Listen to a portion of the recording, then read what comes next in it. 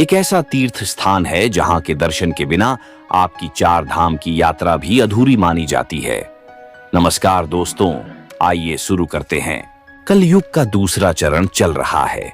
हर जगह कलयुग का प्रभाव देखने को मिलता है, लेकिन धरती पर खासकर एक ऐसी जगह है जहां अभी तक कलयुग का प्रभाव नहीं पहुंचा है।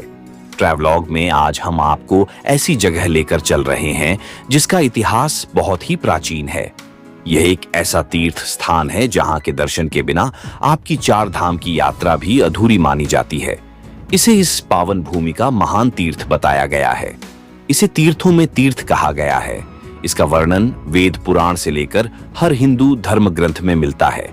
श्रीमद् भागवत महापुराण, महाभारत, वायु पुराण, वामन पुराण, पद्म पुराण, शिव पुराण, देवी भागवत पुराण, यजुर्वेद का मंत्र, भाग श्वेताश्वर उपनिषद, प्रश्नोपनिषद, अग्नि पुराण, गरुड़ पुराण, स्कंद पुराण, विष्णु पुराण, कालिका तंत्र, कर्म पुराण, शक्ति यामल तंत्र, श्री रामचरितमानस, योगिनी तंत्र आदि ग्रंथों में इस स्थान का उल्लेख मिलता है। यह वही स्थान है जहां महापुराणों की रचना हुई। महाभारत काल में युधिष्ठिर और अर्जुन भी यहां आए थे। इतना ही नहीं, प्राचीन काल में 88,000 ऋषि मुनियों ने इसी स्थान पर कठोर तपस्या की थी, इसलिए इसे तपोभूमि भी कहा जाता है। नैमिषारण्य का प्राचीनतम उल्लेख वाल्मीकि रामायण के युद्ध कांड में होता है। यहाँ उल्लेख है कि लव और कुश ने गोमती नदी के किनारे राम के अश्वमेध यज्ञ में 7 दिनों में वाल्मीकि रचित काव्य का गायन किया। हम बात कर रहे हैं नैमिषारण्य की। उत्तर प्रदेश के सीतापुर में है यह महान तीर्थ। लखनऊ से 80 किलोमीटर दूर गोमती नदी के तट पर स्थित यह प्रसिद्ध हिंदू तीर्थ।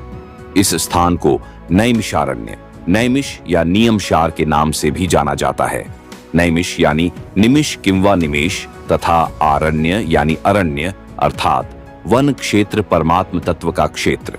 कहा जाता है कि ब्रह्मा जी ने खुद भी इस स्थान को ध्यान योग के लिए सबसे उत्तम बताया था।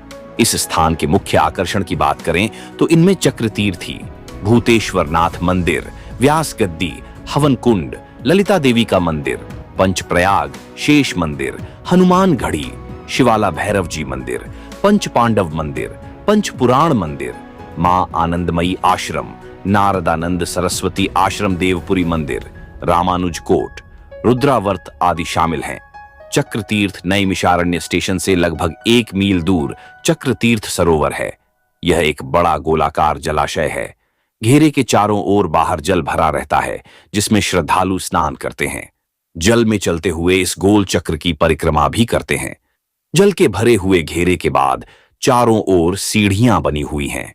यहां विभिन्न देवी देवताओं के मंदिर हैं। मुख्य मंदिर भूतनाथ महादेव का है। चक्रतीर्थ के बारे में कथा प्रचलित है कि एक बार 88,000 ऋषि मुनियों ने ब्रह्मा जी से निवेदन की जगत कल्याण के लिए उन्हें तपस्या करनी है और तपस्या के लिए दुनिया में सर्वश्रेष्ठ पवित्र, सौम्य और शांत भूमि के बारे में बताएं। यह घटना महाभारत के युद्ध के बाद की है। ऋषि मुनि कलयुग के प्रारंभ को लेकर भी चिंतित थे। ब्रह्मा जी ने अपने मन से एक चक्र उत्पन्न करके ऋषियों कहा कि इस चक्र के पीछे चलते हुए जाएं। जिस भूमि पर इस चक्र का मध्य भाग यानी नेमि खुद गिर जाए तो समझ लेना कि पृथ्वी का मध्य भाग वही है। ब्रह्मा जी ने यह भी कहा कि वह स्थान कलयुग के प्रभाव से मुक्त रहेगा। कहा जाता है कि इसी स्थान पर चक्र का नेमि गिरा था, जिस वजह से इसका नाम नैमिषारण्य पड़ा और यह जगह चक्रतीर्थ कहलाई। यह भी कहा जाता है कि नैमिषारण्य वो स्थान है जहां पर ऋषि दधीचि ने लोक कल्याण के लिए अपने दुश्मन देवराज इंद्र को अपनी अस्थियां दान की थीं। ऐसी मान्यता है कि इस परम पवित्र भूमि के दर्शन बिना सभी तीर्थ अधूरे रहते हैं। 84 कोस की परिक्रमा, नैमिषारण्य की परिक्रमा भी की जाती है। यह 84 कोस की परिक्रमा है। परिक्रमा हर साल फाल्गुन मास की अमावस्या के बाद की प्रतिपदा तिथि से शुरू होकर पूर्णिमा तक चलती है।